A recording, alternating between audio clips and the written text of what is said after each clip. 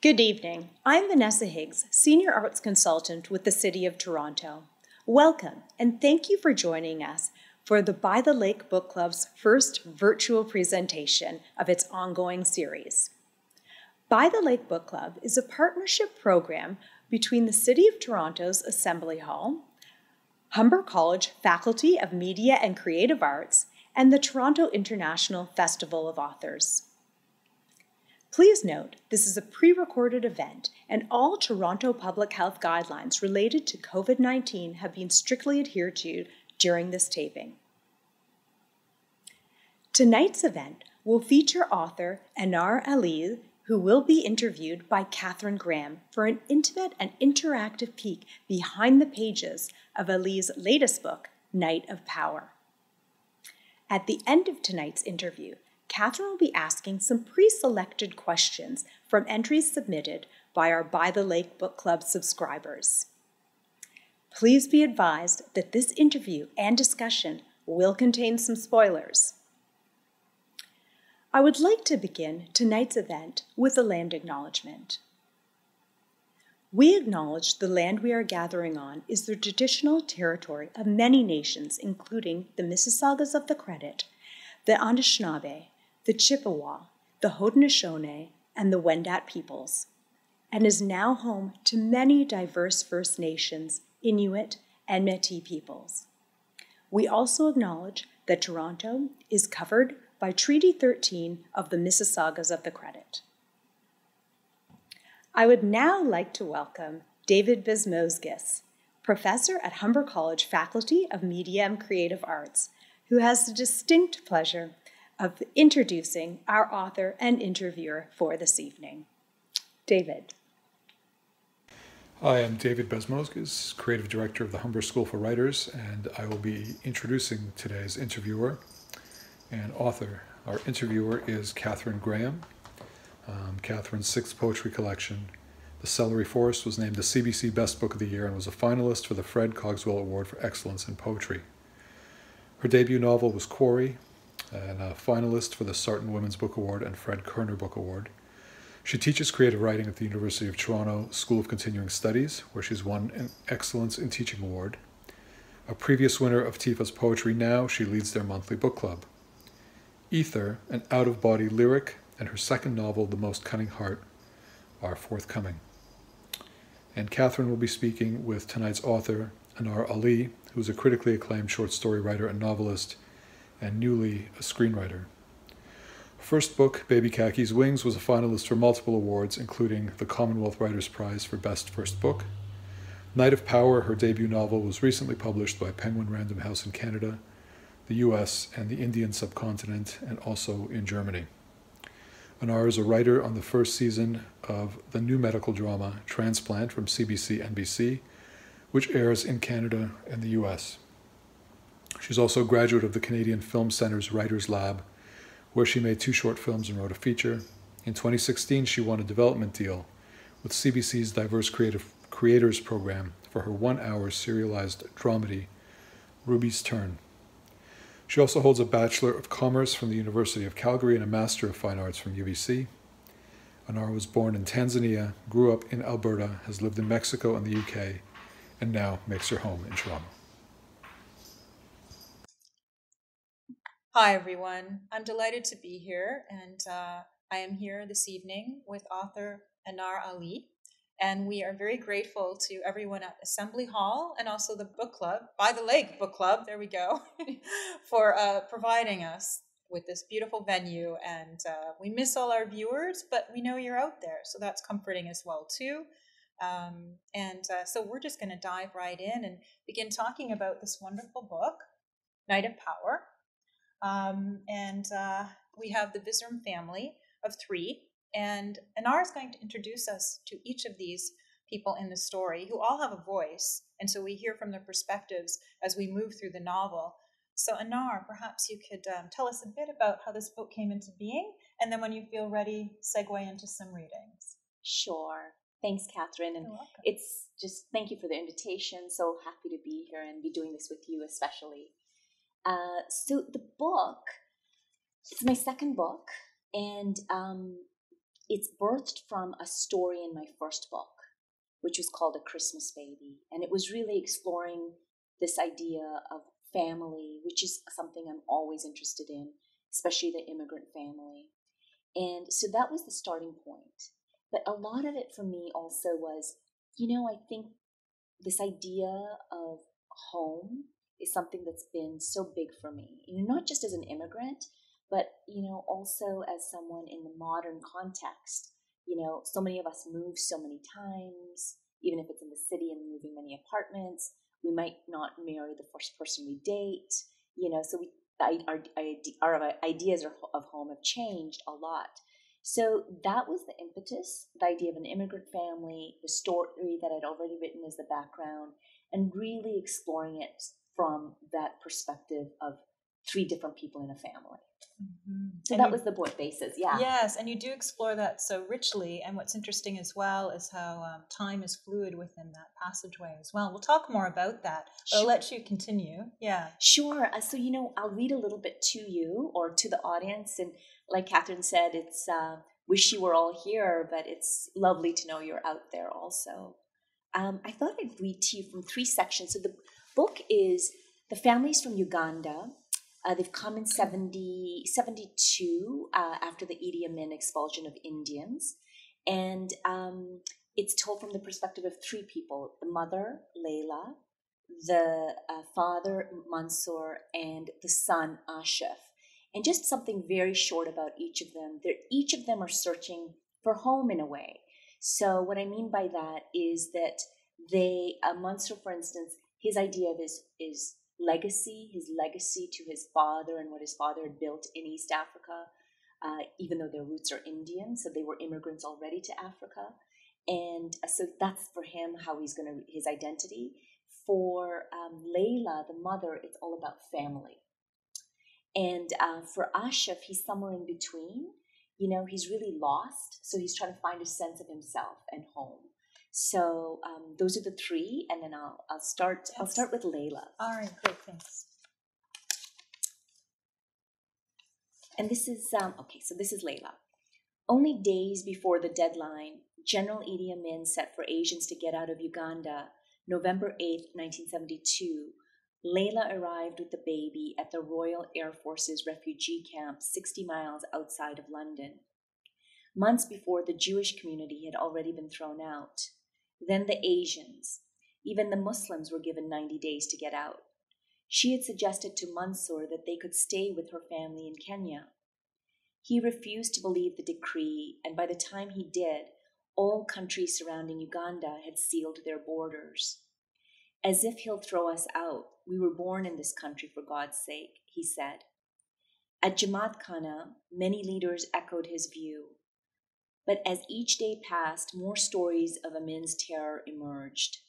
2 men murdered as they filled their cars at a petrol station. A man thrown into a car boot and never seen again. Twin sisters, students at Makerere University, kidnapped from their dorm room and gang raped for days by army officers before one sister finally escaped. The community started to pack their bags. The United Nations organized airlifts out of the country. Each refugee was allowed to take one suitcase and 50 pounds in dollar or in pound notes. Leila smuggled out her wedding jewelry by sewing necklaces into Ashif's diaper, concealing earrings into his milk bottle, snapping bracelets around his tiny thighs. At least you have a way out, Ashif's ayah, Rose, had said, wiping her eyes on the sleeve of her kanga. What, Mama, will the rest of us do? Leila had begged Mansour to come with them. Please, they'll kill you. Mansour refused. He wanted to stay as long as possible, to try and salvage their fortune. Besides, he reminded her, the British consulate strongly advised against attempts to enter their country without proper documentation. Illegal entrants, they warned, would be detained indefinitely, no matter if your wife and children were British subjects. It was terrible, they said, this expulsion of 80,000 Asians, but we have no choice. We have to stand by our quota system.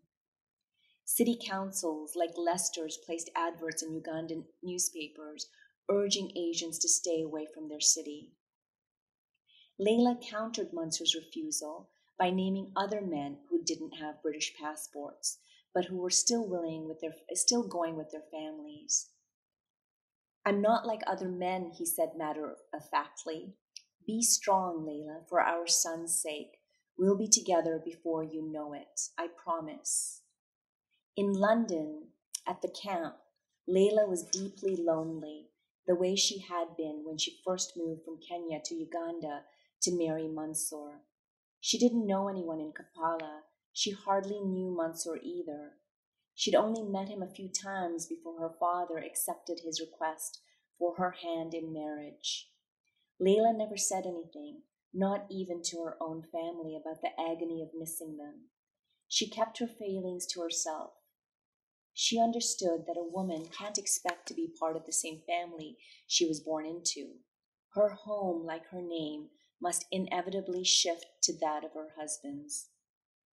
Months passed, and there was still no word from her husband, leaving her in a constant tangle of worry. Would she ever see him again? Was he still alive? In London, the Uganda Resettlement Board began urging people to get jobs. Newspapers reported that many refugees were getting too comfortable. Soon, representatives from different employers visited the camps, and Leila was offered a job in a dressmaking plant in Manchester. The job included council housing and child-minding facilities at the plant. But she didn't want anyone else to take care of her child, and she worried that Mansur would not be able to find them if they left London. She stayed put at the camp and prayed daily for his safe return to them. Each night, as she nursed the baby to sleep, she said the same thing to him like a mantra: "Papa will be back with us soon." So that's the Leila section. And I'll read just a little bit from Mansur when he finally gets out of Uganda, because he has stayed back, and he stays back for almost a year. So he gets stuck there because he didn't leave. And so she's been at the camp alone. And then they finally have come to Montreal, because at that time, this is one of the wonderful stories of Canada's immigration stories, which is Trudeau was changing the country and was letting people into the country from countries that had not been here before, people from countries like Uganda. So he's in they land in Montreal. So this is his story. In Montreal, Mansur asked to choose the province his family wanted to live in. First, he studied the wall map of Canada, pinned up at the immigration office, a massive country longer than his outstretched arms. He developed catchy acronyms to remember key facts like Basmuke, which translated to "I've had enough." Each letter represented the large provinces west to east: British Columbia, Alberta, Saskatchewan, Manitoba, Ontario, and Quebec. After grasping the basics of Canadian geography, he poured through the library at the immigration office. The collection included a few books of fiction, but what he really wanted to understand was the real Canada. So he studied the nonfiction, travel books and history books, making a list of the beneficial features of each major city. He crossed off Montreal immediately. It reminded him too much of Vienna, where he had stopped en route to Montreal, with its cobblestone roads, old buildings, and its stubborn insistence on tradition. He had no interest in holding on to the past. And who wanted to be part of such an unwelcoming society, one that insisted on one language, one way of doing things? Not him, not after Uganda. Toronto also seemed mired in the old for him, with its intertwining streets named after old battles and royal figures and war heroes: Roncesvalles, Queen, King, Bathurst. Tied to the old country like a child to a mother's apron strings, he felt it would be suffocating, all this history all surrounding him. He ruled out Vancouver and the Maritime provinces, Vancouver with an ocean at the base of its mountains, and St. John with its craggy harbor. Too much beauty can lull a person into a false sense of well-being. It breeds laziness. Nobody works hard in coastal cities. They think they're all on vacation all the time. It was business-minded Alberta and Calgary in particular that appealed to him, a city clearly divided into quadrants, the streets and avenues numbered and easy to follow. If a street was named, it was the neighborhood. It was for the neighborhood, not for some bygone man, so that all the streets in Pine Ridge started with the letter P. That made complete sense to him. That's how every city should be designed. He also liked Alberta's landscape. Clear lines, straight roads, neatly cut hectares, perfect rolls of hay. Even the colors were simple. Golden fields, blue skies, emerald lakes. But most of all, he felt a deep kinship with Alberta's history. The prairie homesteaders who worked relentlessly to break and settle the land through the harshest of winters and hardly any tools or resources. They were strong, resilient, self-sufficient, just like him, just like his father. The wild, wild West, a blank slate where he could make his mark. Why Alberta? Lyle, the volunteer at the immigration office, asked when Munzer told him his decision. My father was a cowboy, you see, and so am I. Lyle laughed. Right on, man, and here I thought you were an Indian. Of course not. You'll fit right in there, man, Lyle said, sliding his yellow-tinted glasses up the ridge of his nose. Then he scribbled onto the immigration forms and handed them to Mansour. Congratulations, Mr. Bisram. Canada welcomes you. So that's the second section. And then I'll read from the last section. So I'm flipping back and forth from the book, but each chapter is written from a perspective of the character. So this section, again, is shorter. It's from Ashif the Son's store. He's based in Toronto, and he works at a big, large Bay Street farm. And he's just come home and found his new girlfriend at his door, and it makes him recall a wedding that they had just gone to. So I'll start with the wedding. During the call to the bar, and she told him about Ashif's possible promotion, how he's pegged as the guy to nail it. Everyone then raised their glasses for him. A woman added that they made a beautiful couple. Another guest told Katie that she'd look stunning in a wedding sari. Her husband agreed and joked they wanted an invitation to their wedding.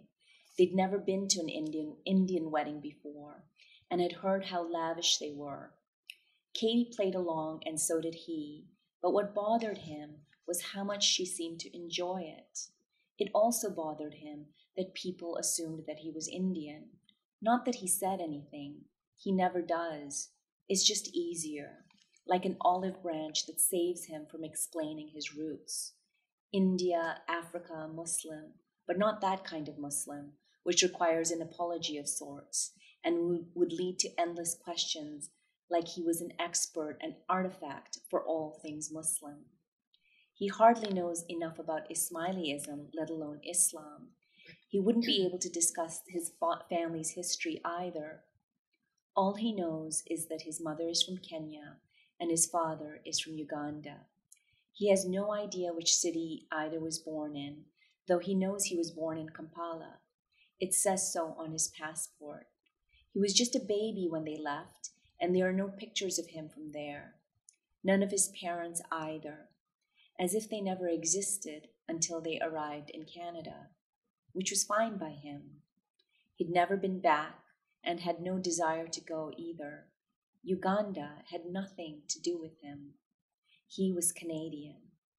Not that people always accepted that when they asked him where he was from. No, but where are you really from? As if they were border guards and he was trying to enter the country illegally. It left him feeling like he doesn't belong here, but he doesn't belong anywhere else either. Like he was perpetually in limbo, in no man's land. And I'll end there.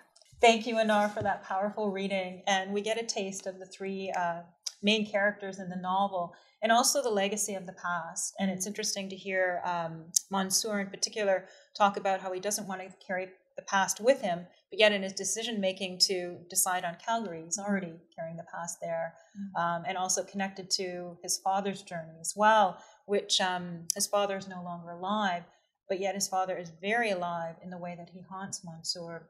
And I wondered if you could talk about that, the role there of the past and the way that that is particularly haunting Mansour. Sure. Yeah, it's a great question. I think, first of all, can any of us get away from our past? Yeah. That's such an interesting question for me in general. And for immigrants particularly, what do you do? Like, in a country, when you immigrate, especially in a country like Canada, which is, the only place that really allows it or encourages you to hold on to your old culture and your new culture, but where do you set the dial? So that's always interesting for me. And for Mansour, he has this idea that, and a quick part of his history is that his father had come from India to Africa as a poor man, built his wealth up in East Africa, and then it's all lost during the Idi Amin crisis. Yeah. So he feels the weight of his father's legacy. This poor man would become a new man, this kind, new identity for himself, and now it's all lost. Mm-hmm. So I think it becomes a son's legacy in a traditional sense, and I think that for him, in the book, his father literally haunts him and does that thing which can happen. They've got a bit of an abusive relationship where his father's taunting him, telling him he's not good enough and he needs to work harder. But this man is working himself to death. Yes. And that's something I know for me, I have seen in immigrant communities or immigrant men, because I think, strangely, you wouldn't expect this always, but it's easier for the women to come because they gain a lot more for coming. Not always, but if you've come with this idea that you're going to be exactly who you thought you would be back there, but everything doesn't quite reinforce it, and you're working so hard and you're still not achieving it, or you're being, for whatever reasons that is, I think it can breed a lot of internal racism, a lot of anger.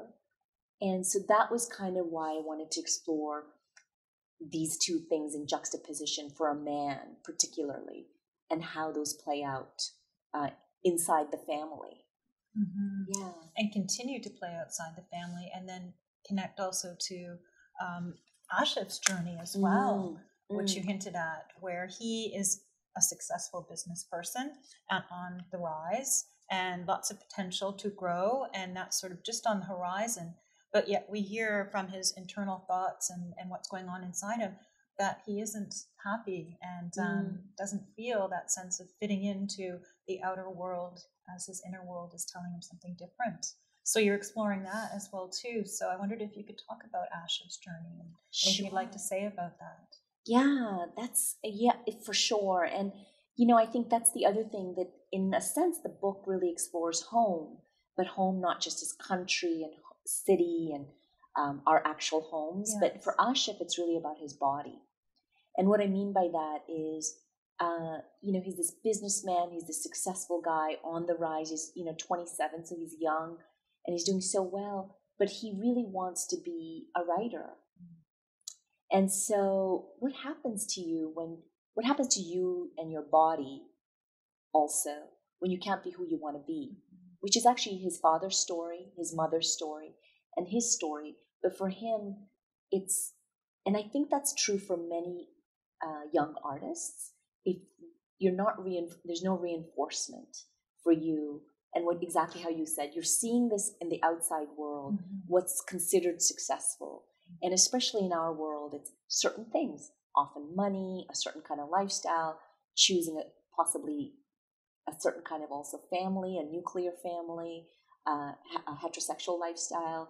Those kind of things are reinforced. And of course, in a city like Toronto, that's broader. But in families, that's not always the case. So for him, his fight is also the fight of wanting to deliver for his family. And I think that's also true for immigrant children, lots of children, where they feel like they need to deliver and for all the sacrifices their parents went through, they want to do good by that. So there's a lot of, in fact, guilt you carry. And then there's also the pressure that your parents might put on you inadvertently to deliver on those things. Mm-hmm. So for him, it's a personal, like an internal fight, but it's born out of doing good, which is makes him it's even harder. Mm-hmm. So. And duty as well, too. Duty. Yes. Yeah. And I think, too, given the fact that his father always wants to sort of build more of the business empire and his plans and the dreamer that he is, and wanting to a risk taker as well. And Asha feels responsible to support the sort of between stages where things aren't going very well financially for the Bizarre family, and feels the weight of that, and also protecting Leila as well, too. But what's interesting as well is how the novel, through these layers, moves into the past. We learn about a wonderful relationship that Asha has with a young girl and Shafina. Yes, I so enjoyed Shafina, and I wondered if you could talk about why she was important to the story, and did she just appear, or was it? I know characters can kind of come into our minds and start talking to us, and maybe you could just talk a little bit about the process of the characters, and did the three family members present themselves originally and then other characters appear? I've thrown a lot at you, so go wherever you'd like to go. No, it's a great question. Yeah. Listen, I love Shafina too. I'll start with her. Yeah. So she's the love interest, his childhood love. She comes from the same community as him, but she also is an artist. So she probably was that girl for me growing up that I always wanted to be, but wasn't quite. She was doing exactly what she wanted, irrelevant of what her parents wanted for her. She was going to fight it all the way. She was going to go to Sorbonne or one of these, great art schools or liberal schools. And so she becomes this source of great inspiration for Ashif. So in that way, that's where and I knew Ashif would need that, because Ashif is a character who's so closed. And, for him, he needed, and what more than love to really inspire you? Love changes us in so many ways and gives us courage to do things, right? Often. And so that was Shafina, and Mansour, and the family was literally born in that story from the first book, but it was born it was actually a different dynamic or different setup. Mother and father, similar setup. Father's a dreamer. Mom is really all about family. There were 3 kids, 2 girls and a little boy, Ashif. The 2 girls, I actually had a sister in the original drafts, the many, many drafts, and she was mentally challenged. And she was the one who started sharing with us the past, and so but it was too challenging to manage or write structurally 3 characters with already 2 different timelines. So I felt like it was going to be, I actually couldn't do it. So I let her go. And so it put more emphasis on Ashif. And so then that's when I started realizing, okay, this is going to be a family of 3. And it also would put in tremendously more pressure on Ashif to deliver and be the good son. And so that's kind of generally where they came from. Yeah. And going back to Shafina and Ashif, Shafina introduces him to the beauty salon, which I just loved as well too. And was that something that just came to you, or do you have experience with beauty salons? And maybe you could tell our viewers about that. Sure. Because maybe they would like to start. I think we're all in beauty salons right now with the pandemic, and making the most with art and poetry and other things. So I'll let you go ahead about that. Yeah. Sure. So in the book, it's called Shafina invites him in their first encounter that they meet at a community event that's a career fair. So it's very much about things like, the typical things that immigrants want for their children. Doctors and lawyers and accountants. So that's what all the other kids are exploring, and that's how they meet. And she invites him to the beauty salon, and what he ends up learning is what that is it's a place where they're going to explore art and film and books, and they meet at the library. And anything that has to do with beauty, which is an absolute contrast to this very practical-minded community and practical-minded father and practical family. So it kind of is a sense of joy for him, and a sense of like really starting to open and kind of really honoring that side of him. And I think that too is a really core conflict for immigrant kids or between cultures. And what I mean by that is in Eastern cultures, it's never about me or you, I. It's always about us. And so that is in clear opposition to do something you want. And an artist has to be true to yourself. You have to be true to yourself. So how do you reconcile that when the culture is telling you it's all about us? And then you feel that pressure to deliver on money and all those things. So yeah. I feel like I don't know exactly where I was going to wrap with that, but that's kind of where I was going. But I don't think that's the whole thing. That's the other circularity of art and how things kind of return and themes and connections and so on. And but I love how you quote Larkin in there as well too, and then Rumi as well. And so, yes. Right, as a poet, especially because you're such a wonderful poet. So, so I'm happy to hear that. Oh, thank you. And so just thinking as well in the struggles that they have, trauma also filters through, and we see it. And it's interesting. We will try not to give spoilers away, but even if things come out, I know you'll want to read the book anyway. But just in terms of, you mentioned how Mansour is dealing with the sort of somewhat abusive nature, I would say, of his father. Yes. And then the legacy of that in interactions of extreme tension and stress, and also something that Ashif goes through as well too. I wondered if you could talk about that. Clearly that was something you wanted to address in the novel. Yeah. It was. I think that, I'll start with this. I often, in my fiction, not only, but I've often written or explored the lives of men and women. And sometimes I know for me, exploring men is because as a woman living in a patriarchal society, I want to understand how is it that they came to think this? Right. Because it directly affects me and the women I know. So that's part of it too. Yeah. So for me, it was also trying to understand, because I also think the legacy of patriarchy leaves often a terrible scar on men. And my hope was also to understand that more, with the idea of also having men understand it for themselves. And so even in terms of the way sometimes patriarchy is set up, there can be a lot of violence in it. Yeah. And a lot of ways that power is held.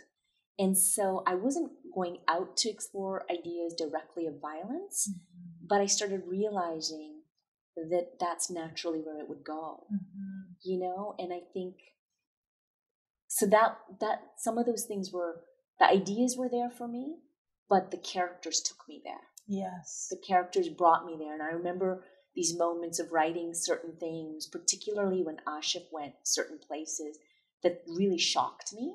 And actually I was left, I don't know if you've experienced this when you write, but kind of left shaken and, actually emotional, because I just never expected him to go there, or even particularly Mansour too.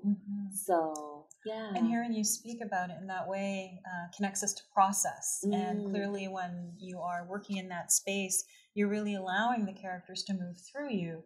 And also, it's very cinematic, as been stated on the cover here as well. And you're also a screenwriter. And as was mentioned in the bio, you are also connected to a CTV NBC program, Transplant. And I wondered how your screenwriting and novel writing connected, or if you have any thoughts on that.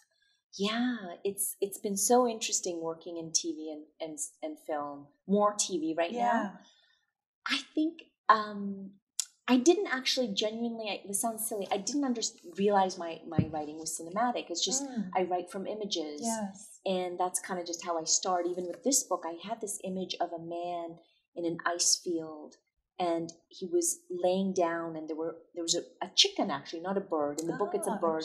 And the chicken, he was frozen, and the chicken was trying to peck at him to bring him to life.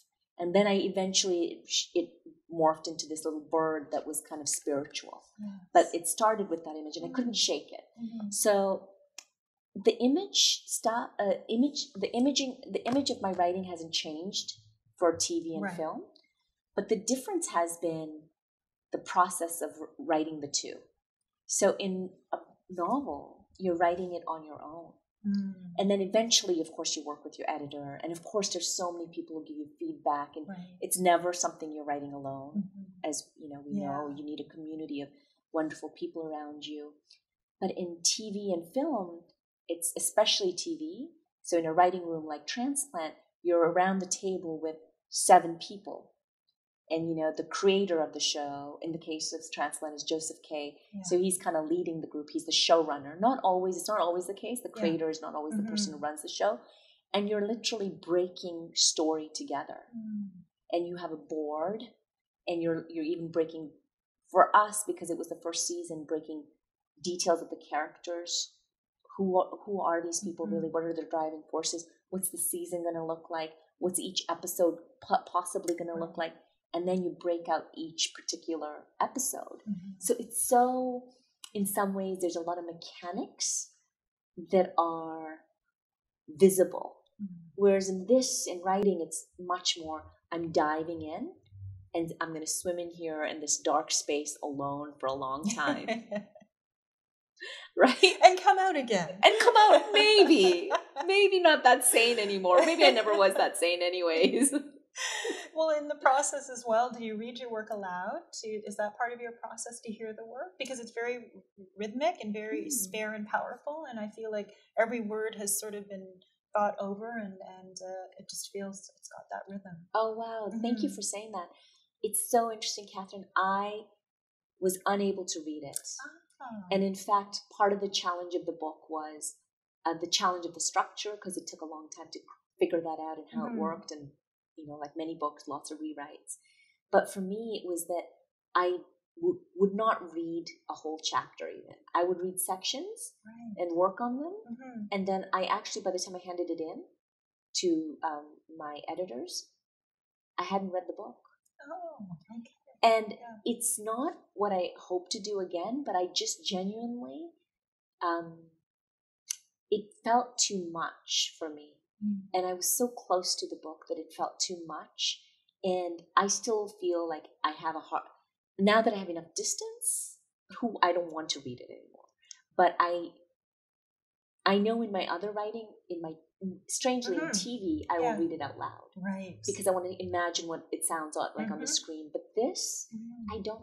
Oh, interesting. Yeah. Do you feel like most people, do you do that? Do you do that yourself? And in poetry, it's so different, right? It's so much in our head as well. Yeah. And in some ways, we feel like we're reading it aloud. But I know for myself that the ear and the eye are so different. And I can trick myself in thinking that my inner ear is smarter than my outer. Right. And I find that just really helps me in the revising as well. Yeah. Smart. Yeah. You know what? It makes sense. I don't know if it's smart enough, but it makes more work. Sometimes I'm thinking, I don't feel like reading this aloud, but I know it feels so self-conscious too. I think that's part, even though it's, I recognize that there's lots of value in it. So I'm really happy that the rhythm feels that way for you, especially you being a poet. So, yeah. Great. So the other thing I wanted to ask you is about the title of this novel, Night of Power. It works on many levels, but it is an important night of Ramadan. And I wondered, was this title always part of the book, or did it appear to you? And can you talk about this important night? Sure. So in Arabic, it's Laylatul Qadr. So, and that translates to the Night of Power. And it's the night when as Muslims who believe in this night, because not all Muslims pray on this night, but most do, is you stay up all night and you ask for anything you want. And not in the sense of kids believing that Santa will give them anything, but it's often a spiritual journey of sorts. So it's a holy night of prayers, and the prayers are particularly powerful at midnight. So that's the background. And I started realizing when I was writing the book that this was about power. And so because of that, the title came almost immediately. And then it became the framing device. I just didn't know how. So I I find myself having to be a detective to figure out how my mind is making these connections. And it's very interesting because in TV, I realize I'm forced to do it. Right. So sometimes some of the magic isn't allowed to breathe in the TV for me. Yeah. But in a book, you really get that chance to explore. So in the exploration of my little detective work of how did my mind figure this out, then I go on the journey and realize all the things that are connected to the book. And the key thing is for the book, the book is set over 5 days, with the Laylatul Qadr night being the third night. And Ashif is coming to Calgary from Toronto. And in that process, we learned about the family's history and who they are, their dynamics. Father and son, a very estranged dynamic, very similar to Willie Loman and Biff. It's really death of a salesman in many ways, set in an immigrant family. So the structure then is we're moving towards Laylatul Qadr, and that night essentially becomes important also because that's a night that Mansoor, the father, goes out on a drive that turns out to be, without saying too much, I can say that he does get into an accident. So that original image I had of the book of a man in a snowfield, I realized, that happens on Laylatul Qadr. And because it's a spiritual night, I was like, that little bird must be some sort of messenger. And then I started realizing there were links to like the Conference of the Birds or Birds in Islam. And not that I made these ideas consciously, but that's the beauty of art, right? You make these connections. And so that's how it kind of like started to build itself organically. Yeah. And like you say, all of the pieces start talking to one another, and then this piece automatically connects here and so on, which is exciting, isn't it? So exciting. Yeah. It just, the process is so hard, right? Because even as I say it out loud, I'm saying, this makes it sound so simple in a way. But as we both know, it's such a mess forever before it gets to being reasonable. Yes, and you can only see it afterwards, right? You can only see it afterwards. Oh, of course, it's so clear, but no. No, it was like, exactly. I was beating my head forever. So. Well, it's interesting that you mentioned Death of a Salesman, because actually when I was reading this, that came to mind for me. Oh, so interesting. Yes. Okay. Yeah, and then I was reading up on an interview, and you mentioned that you hoped readers would make that connection, and this one did. So, fantastic. Yes, and I thought that was really well done. So, yeah. And we have other characters moving in and out as well. But to me, time is a character in this novel, in the way that it works, and it's very seamless with how the past moves around. But the reader's always clear with where we are. And we learn more of what Leila went through as well, too. You hinted to that in what you read. But one of the things that Leila is so good at is cooking. And are you a cook? And do you make amazing chicken samosas? I wondered about that. I wish. Yeah. I don't make chicken samosas. I'm a pretty good cook, but not an amazing cook like my mom is. And actually I have 3 sisters, and 2 of them are great cooks also. Yeah. But I love cooking, and I love having dinner parties. The food, and I seem to always have, almost everyone who ends up in my life tends to be great cooks or loves food in that way. Yeah. So it was natural to write about it. It was natural to write about it. It was natural to wite about it. And make your readers hungry. Yeah. No, that was wonderful as well, too. And just thinking as well with your journey, when you were doing the short stories, then you have the novel, you've got the screenwriting. Are you working on other things at the moment, or is your, other than Transplant taking, I imagine, and of course the pandemic as well, taking up so much of our psychic space? Yeah. But are there thoughts of maybe writing another novel or something else? Now you also are a screenplay writer, and viewers can also visit your work on screen with The Strongmen of Kampala. And that was very powerful, and also very connected to the themes in this novel, I found. So sometimes our subject matters choose us, and clearly there's a lot there that you mentioned with power and patriarchy and wanting to fit in and home. But are these things that you think you'll continue to explore as a writer, or thoughts on that? Yeah, it's like I definitely want to write,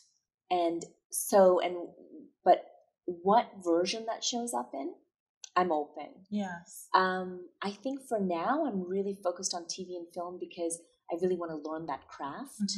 But I absolutely feel fiction I wouldn't be able to let it go. It just, for me personally, I just couldn't do it. It just lets you dive in different ways, It lets you dive in different ways. And so in what I'm working on right now is I have a couple of TV shows in development, which means that, you're working with the producer. Producers bought your show, and you're like now working on it with the idea that a network will buy it.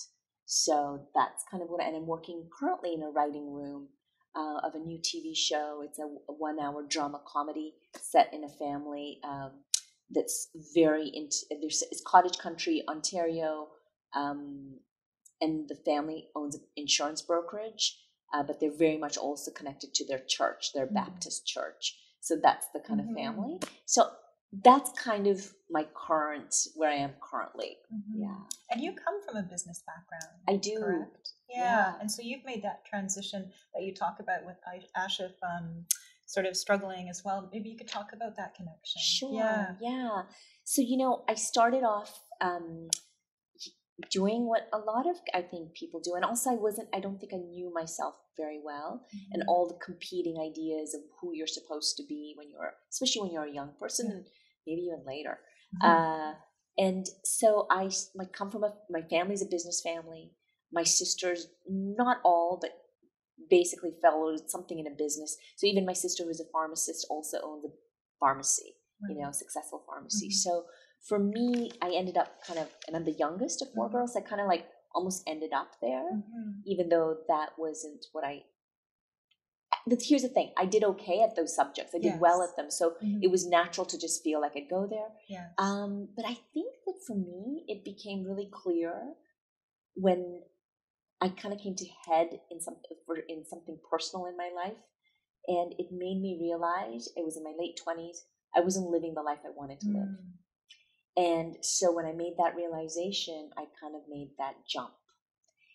But I foolishly thought, oh, yeah, I'm going to be a writer. I let go of this high-paying job, thought it was going to be simple, and realized, oh, actually, it's not at all. It's the deep dive. It was I dove off the cliff and hit my head on the cliff, the rocks a few times. But, But you can't imagine any other way, right? You can't. Yeah. Exactly. I think if you really know, you might not do it because, it's, but you don't also see the rewards till later. So, or the satisfaction till later. So that's with most things. So But it's also, as you say, that sort of individual journey as well, and taking that step, because no one is going to do it for you. No one's going to do it for you, right? And so exactly. And the other thing is, I think that until you also, if you finding community, is so essential. It was for me, and so for many of us, it's you start realizing that you're not actually alone. It's just about finding those people, And there are a lot of us out there. There's a lot of us, and the fact that, I know first even coming to readings or interviews, what we're doing was so inspiring for me, because it's people actually do this. It's not a and magical thing. And speaking of inspiring, for any writers out there, are there any tips or things that you'd like to pass on, or anything to say about that?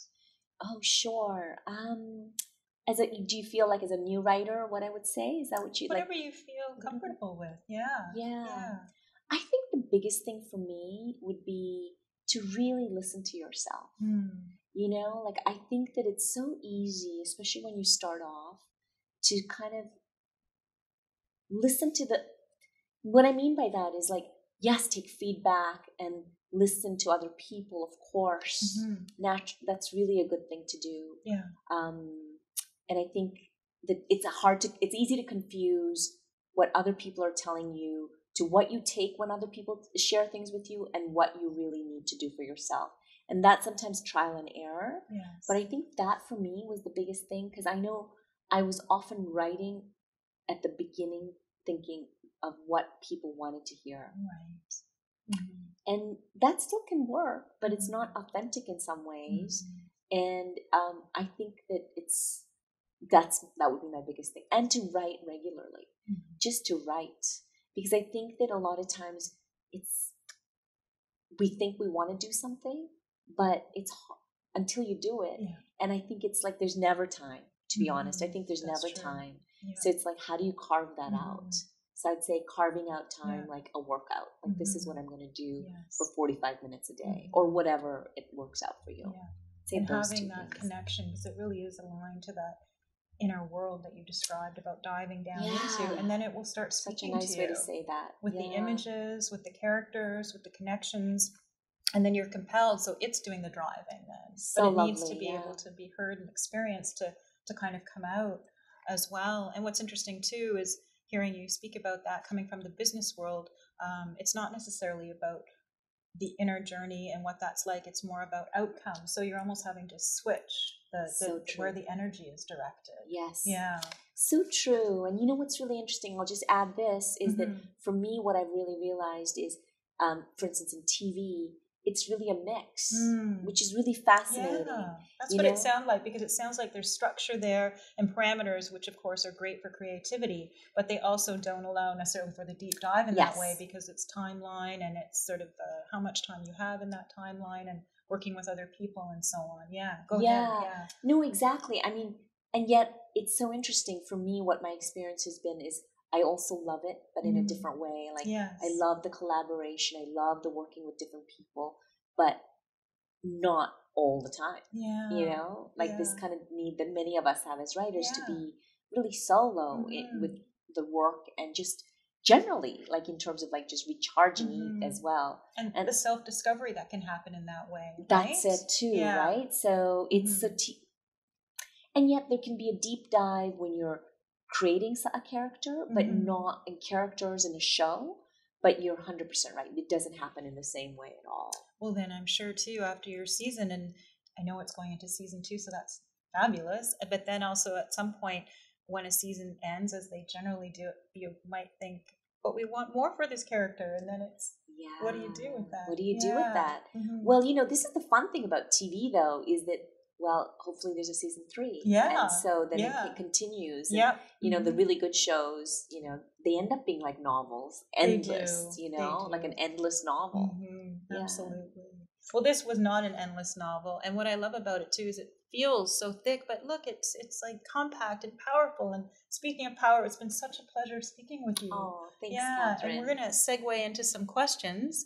Thank you for all your wonderful answers. And thank you, audience, for being with us as well, too. So we'll segue into a few questions now. So yes, we're grateful for these questions by our book club listeners and subscribers. So this is a question for you, Anar.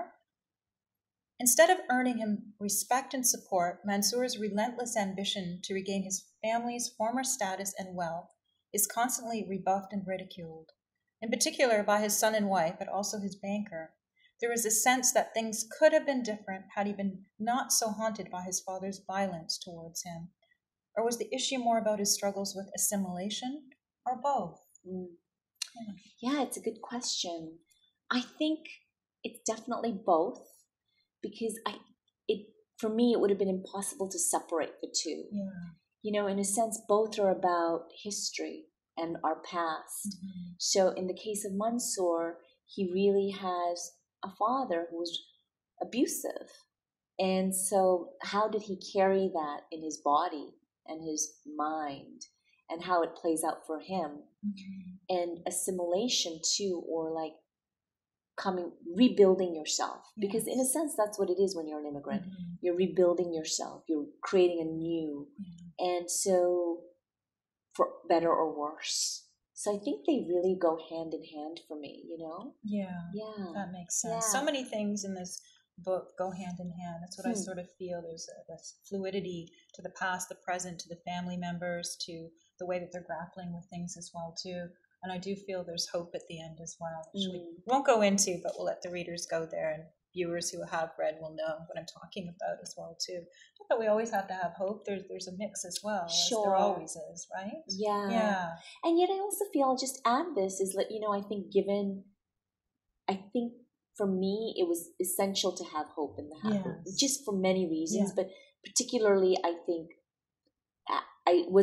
I felt like I couldn't explore a story of an immigrant family and have them go through stuff, difficult things, and not give them something. Yes. Because I was thinking also about readers, Yeah. and thinking about what it would feel like to not have that. So Yeah. that was part of my motivation also. Wonderful. Thank Yeah. you. And another question for you.